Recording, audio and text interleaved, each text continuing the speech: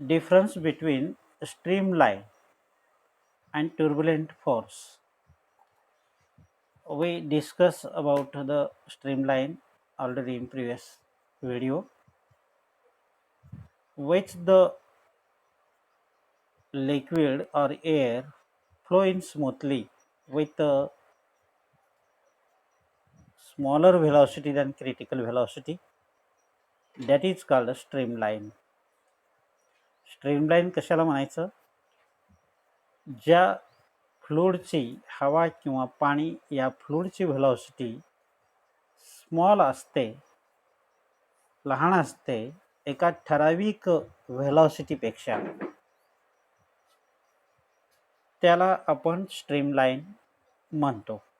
For example river, नदीचं पाणी हे स्ट्रीमलाईनने जात असतं शक्यतो. आता त्याचा अपोजिट पॉईंट टुर्बुलंट फ्लो. टुर्बुलंट फ्लोमध्ये काय होतं?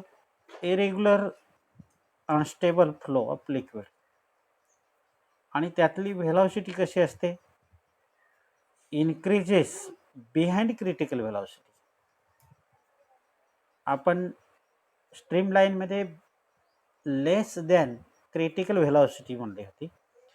इथे ग्रेटर दॅन क्रिटिकल व्हेलॉसिटी आणि त्याचं फ्लो अनस्टेबल असतं आणि इरेग्युलर असतं.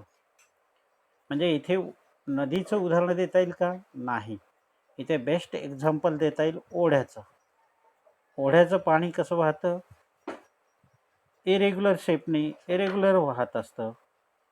अनस्टेबल फ्लो असतो, त्याचा कमी जास्त होत असतो आणि त्याची व्हेलॉसिटी वाढतीच असते.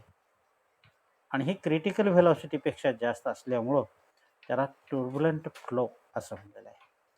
तर दोघांमधला हा अपोजिटपणा लक्षात आला तुमच्या. दुसरा पॉईंट इथला बघता येईल आपल्याला स्ट्रीमलाईनचा. The velocity of fluid at given point is always constant. आपण वर पण डिस्कस केलेलंच आहे. म्हणजे या ठिकाणच्या फ्लोचा, स्ट्रीमलाईन फ्लोची व्हेलॉसिटी हे कॉन्स्टंट असते त्या प्लेसला. मात्र इथे तसं नसतं. टुर्बुलंट फ्लोमध्ये in this case the velocity of fluid at any point does not remains constant. म्हणजे कुठल्या तरी एखाद्या ठराविकला एवढीच व्हेलॉसिटी राहते अशी नाही. पहिल्या क्षणाला वेगळी असेल, दुसऱ्या क्षणाला वेगळी असेल. म्हणजे तिथे रॅन्डम असतो, व्हेलॉसिटी वेगवेगळी होत असते. तिसरा पॉईंट बघूया इथे आता. Two streamlines can never intersect, they always parallel to each other. जसे की आपण इथे बघितलं पॅरलल लाईन आहेत फ्लो ट्यूबमध्ये, तशा टाईपचं हे स्ट्रीमलाईनमधले हे प्रत्येक स्ट्रीमलाईन हे कशी असते? पॅरललमध्ये जात असते आणि ते एकमेकांना इंटरसेक्ट करत नाही आहे. मग आता इथे स्ट्रीमलाईन नेव्हर इंटरसेक्ट जर असेल आणि पॅरलल असेल, म्हणजेच इथे देखील दाखवलेले आहेत नंबर ऑफ लेअर दाखवलेले आहेत या ठिकाणी, पुस्तकाचे पेज दाखवल्यासारखं. तर हे वेगवेगळ्या लेअरनी पास होत असतात, ते इंटरसेक्ट होत नाहीत. तर या ठिकाणी कसं होईल? तर या ठिकाणचे लाईन वेडेवाकडे असू शकतात, कशीही असू शकतात. बघा, या ठिकाणी हा उंचवटा दाखवतो, हा खोलगट दाखवतो, इकडे वेडा वाकडा असा जातो, किंवा मध्येच हा वरचा भाग खाली जातो, किंवा खालचा भाग वर येतो, परत एखादा भाग पुढं जाता जाता माघारीही फिरतो. इथे काही अडथळा असेल तो पटकन इथे गोलाकार माघारी गोलाकारी फिरून आणि पुढं जातो. असं रॅन्डम असतं. म्हणून इथे काय म्हणलंय? In this flow at same point, त्याच पॉईंटला the fluid may be have rotational motion which give rise to eddies. म्हणजेच एखाद्या पॉईंटला तो गोलाकार फिरत असेल आणि त्याच पॉईंटला कधी कधी स्ट्रेटही जात असेल. म्हणजे त्याचं नियमितपणा नसतो, ह्या टुर्बुलंटचा नसतो. चौथा पॉईंट बघूया आता. Streamline flow over a plane surface. स्ट्रीमलाइनमध्ये प्लेन सरफेस तयार झाले असतात, जसं नंबर ऑफ बुक पेज, पहिला पेज दुसरा पेज, तशा टाईपचं स्ट्रीमलाइन फ्लोमध्ये वाटर म्हणा किंवा हवा म्हणा, ते त्यांचे लेयर, नंबर ऑफ लेयर तयार होतात. जसे की इथे दाखवलेलं आहे, पेज वेगवेगळे दाखवल्यासारखं दाखवलेलं आहे. हा पहिला चौकोन एक लेयर, दुसरा, तिसरा, चौथा, आणि त्यांचं कॉन्स्टंट संत गतीनं पुढे जाणारा हा, म्हणजेच number of plane layer, smoothly constant flow, सर्वजण कॉन्स्टंटली फ्लो होत असतात. आणि इथे आपल्याला फिगरमध्ये दाखवलेलं आहे कसं आहे. The flow tube loses it's order. इथे फ्लो ट्यूब होतच नाही आहे, इथे इमॅजिन करताच येत नाही आहे फ्लो ट्यूबची, ते लूजच असतात. Particle moves in random direction, आणि ते कसेही फिरू शकतात. अशा टाईपचा आपण हा टुर्बुलेंट फ्लो आणि स्ट्रीमलाइन फ्लोमधले 4-5 पॉईंट भेटलेले आहेत. जर डिस्टिंग्विश बिटवीन जर विचारलं 2 मार्कासाठी, दोघांचेही 2-2 पॉईंटची आवश्यकता आहे. आणि एक जर 2-2 मार्कला विचारलं तरीही आपल्याला तेवढी गरज आहे. ठीक आहे. आत्ता आपण बघितलं इथे खालच्या आर्टिकलमध्ये critical velocity. Behind critical velocity म्हणजेच less than critical velocity streamline, आणि अबो क्रिटिकल व्हेलॉसिटी, असे 2 प्रकार बघितले. टुर्बुलेंट फ्लो असं बघितलं. तर तो इथे क्रिटिकल व्हेलॉसिटी कसा असतो ते बघायचं आहे. आणि Reynolds number, the velocity behind which is streamline flow becomes the turbulent critical velocity. म्हणजे काय म्हणलं इथे, the velocity behind which streamline, म्हणजे स्ट्रीमलाइनच्या पुढची किंवा मागची जर व्हेलॉसिटी तयार झाली तर ती टुर्बुलेंट असते, ते रॅन्डम असते निश्चितच, आणि त्याच व्हेलॉसिटीला क्रिटिकल व्हेलॉसिटी म्हणायचं. मग critical velocity is given by नीटा. एन सारखा दिसतोय तो नीटा आहे. तो नीटा म्हणजे काय, कोइफिशियंट ऑफ व्हिस्कॉसिटी आहे. आता व्हिस्कॉसिटी म्हणजे काय पुढे आपण बघणार आहोत. Divide by rho D. Rho म्हणजे डेन्सिटी ऑफ फ्लुइड, जो लिक्विड असेल वाहणारा त्याची डेन्सिटी, आणि डी इज द डायमीटर, आपण जो इमॅजिन केलेला ट्यूब आहे त्या ट्यूबचा डायमीटर. तर इन केस क्रिटिकल व्हेलॉसिटी आपल्याला is directly proportional to depending upon the coefficient of viscosity divide by, म्हणजेच inversely proportional to the density of fluid and also diameter of the imaginary flow tube. मग in case some constant, तो वरचा equation सम constant Aryan असं इथं दाखवलेलं आहे, आणि यालाच आपण क्रिटिकल व्हेलॉसिटी म्हणलेलं आहे. आणि तो आर्यन काय असेल तर रेनॉल्ड नंबर आहे. इन केस आर्यनची किंमत काढलेली आहे, रिअरेंज केलेलं आहे. आर्यन is equal to V C rho D, या दोघांचा गुणाकार झाला, आणि आर्यन जवळ जो नीटा होता तो डिवाइड झाला. म्हणजे R N is equal to V C rho D divide by नीटा. नीटा म्हणजे काय, रेनॉल्ड्स नंबर.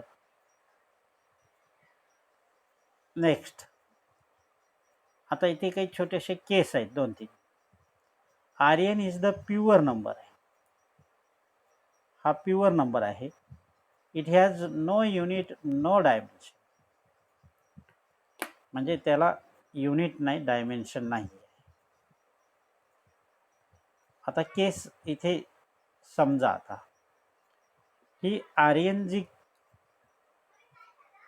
ही जी आहे रेनॉल्ड नंबर, हे नंबर किती असायला पाहिजे? समजा हा आर्यन रेनॉल्ड नंबर इथे दिलेला आहे लेस दॅन 1000. हा रेनॉल्ड नंबर जर लेस दॅन 1000 जर असेल तर जो काही फ्लो असेल, the flow of liquid is streamline. बघा, स्ट्रीमलाईन कधी म्हणायचं? जर त्याचा रेनॉल्ड्स नंबर लेस दॅन 100 असेल. आता या 100ला युनिट नाही आहे, वरती सांगितलेलं आहे Reynolds number as a pure number आहे. It has no any unit or dimension. आता दुसरी केस आहे, आर्यन इज ग्रेटर दॅन 2000. म्हणजे रेनॉल्ड्स नंबर जर 2000पेक्षा जर मोठा असेल, this flow of liquid is turbulent. हा टुर्बुलेंट फोर्सचा असू शकतो, ग्रेटर दॅन 2000. दोन केसेस झाले, less than 1000 streamline, greater than 2000 turbulent. म्हणजे टुर्बुलेंट मध्ये आणखीन डिस्टिंग्विश बिटवीन ॲड करता येते हे तुम्हाला. इन केस रेनॉल्ड्स नंबरचा तिथे दोघांनाही देता येईल. आणि तिसरी केस, आता 1000 आणि 2000 या दोघांच्या मधला आपण विचारच केला नाही. मग तसं असेल तर कसं असेल? वेन आर्यन इज इन बिटवीन 1000 अँड 2000, 1000 आणि 2000च्या मधली जर कुठला आकडा असेल आर्यन नंबर ऑफ रेनॉल्ड्स, तर तो फ्लो ऑफ लिक्विड कसा असेल? तर अनस्टेडी असेल. तो स्टेडी नसेल, तो कसाही असेल. म्हणजे कदाचित स्ट्रीमलाईन सारखाही असू शकतो आणि टुर्बुलेंट बी राहू शकतो. म्हणजे it changes from streamline flow to turbulent. म्हणजे निश्चित जसं 1000च्या वर जाईल तसं स्ट्रीमलाईन तर राहणार नाही आहे, आणि 2000कडे जसं जसं आकडा जाईल तसं तसा तो टुर्बुलेंट फ्लो होईल. म्हणजे आकडा 1000 आणि 2000च्या मधला आहे. 1000च्या आसपासचा असेल तर तो स्ट्रीमलाईनच्या पुढचा असेल, चेंजेस होऊन तो टुर्बुलेंटकडे जात असेल.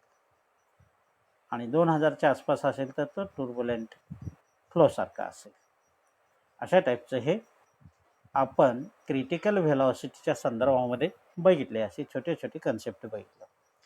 आता मध्येच इथे एक व्हिस्कॉसिटी असं कुठेतरी आलेलं होतं शब्द, viscosity. What is meant by viscosity? Another point. Viscosity कुणाला म्हणायचं? आपण बरेच लिक्विड पाहतोय, आपल्या घरी आहेत. वॉटर मेनली आहे, केरोसिन आहे, पेट्रोल आहे, डिझेल आहे, आणखीन दवा काही असतात, सिरप असतात, हे लिक्विड फ्लोचे असतात. त्यांच्या व्हिस्कॉसिटी वेगवेगळ्या असतात. आता व्हिस्कॉसिटी म्हणजे काय? आपण त्यांचा फ्लो रेट बघतोय. आपण दवा घेत असताना आता दवामध्ये फरक असतो. एखादा घट्ट असतो, एखादा एकदम पातळ असतो. तो पटकन दवा आपल्या त्या जो ढकणामध्ये म्हणा किंवा चमचमध्ये घेत असताना पटकन येतो.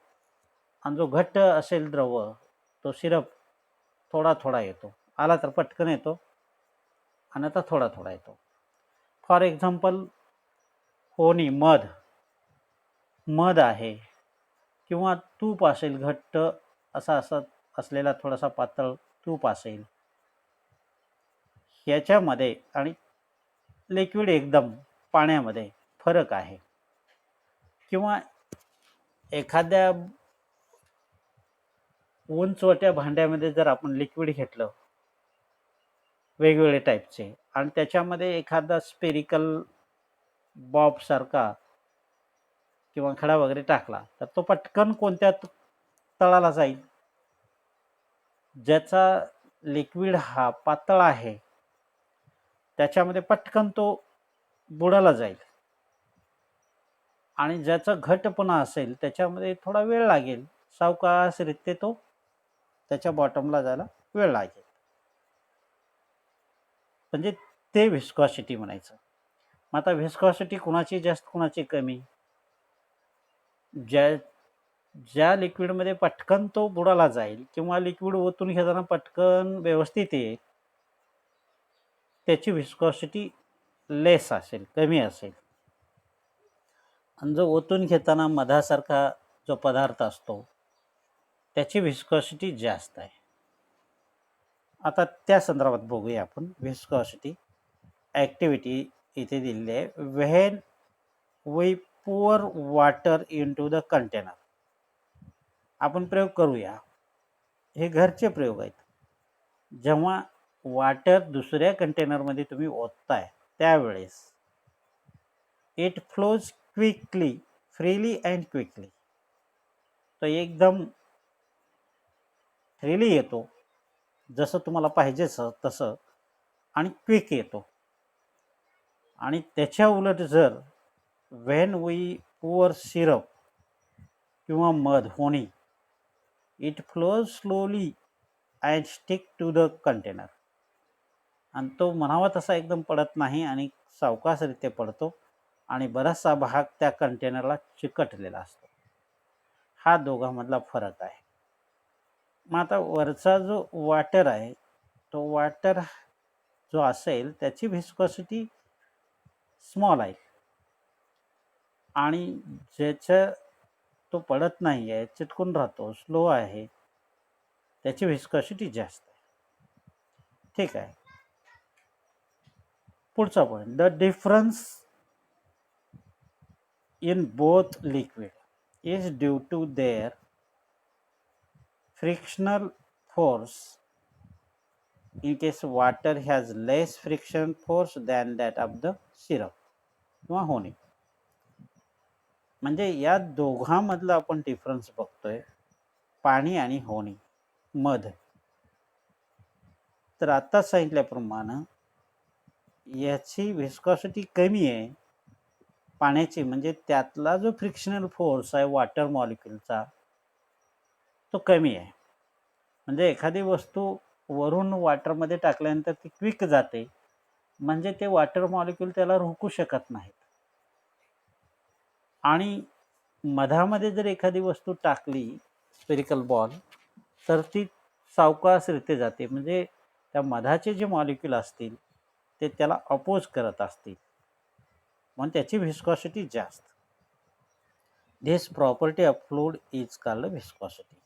म्हणजे व्हिस्कॉसिटीचा कन्सेप्ट तुमच्या लक्षात आलेला आहे. आता इथे काय माहिती दिली आहे. What has in case low viscosity,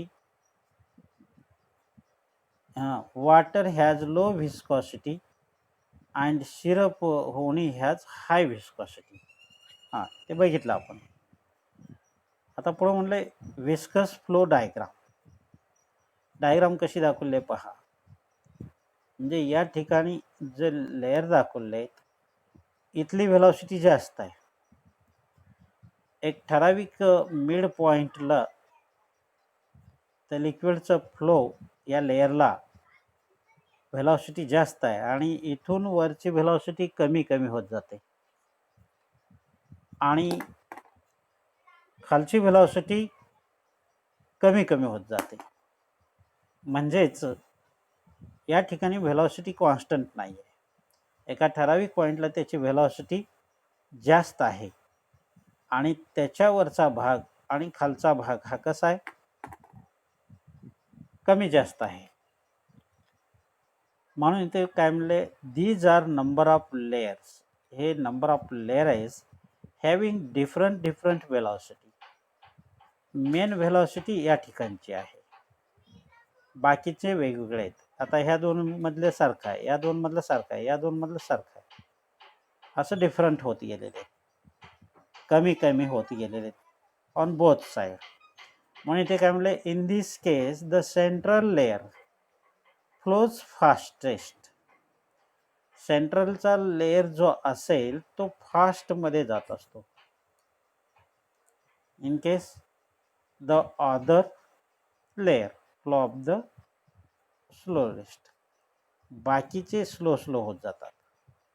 अशा टाईपचा हा व्हिस्कॉसिटीचा रूल आहे.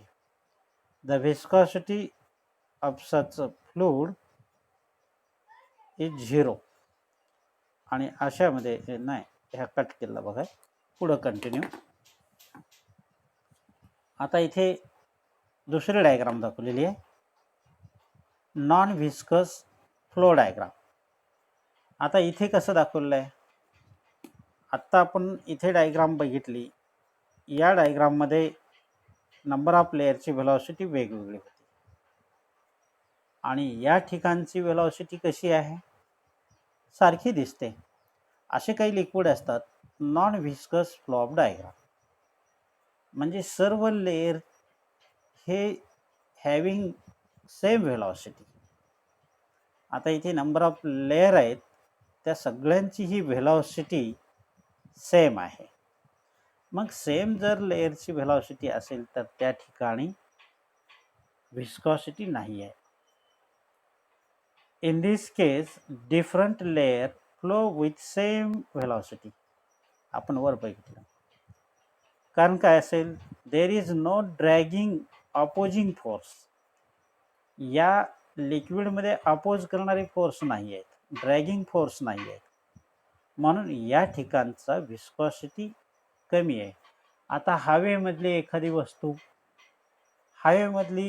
वस्तू फ्रीली पडते किंवा फ्रीली वाहत जाते, म्हणजे त्याचा व्हिस्कॉसिटी ॲज इक्वल टू 0 आहे.